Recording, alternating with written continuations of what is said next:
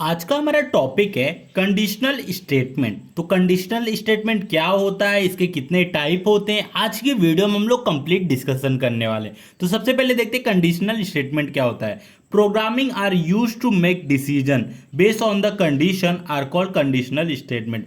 जो भी हम लोग प्रोग्रामिंग करते हैं उस प्रोग्रामिंग के अंदर क्या होता है, कंडीशन होते हैं। और ये कंडीशन हम लोग अपने प्रोग्रामिंग में कैसे लेते हैं, कंडीशनल स्टेटमेंट के थ्रू ही हम लोग प्रोग्रामिंग में कंडीशन लेते हैं। तो इसके कितने टाइप होते हैं ये देख लेते हैं। तो जो इसका पहला टाइप है वो है इफ कंडीशनल स्टेटमेंट। यहां सिर्फ इफ यूज होता है। दूसरा है हमारा इफ एल्स कंडीशनल स्टेटमेंट। यहाँ इफ और एल्स मतलब अगर आपका कंडीशन इफ में आता है, नहीं तो एल्स में आएगा आपका कंडीशन।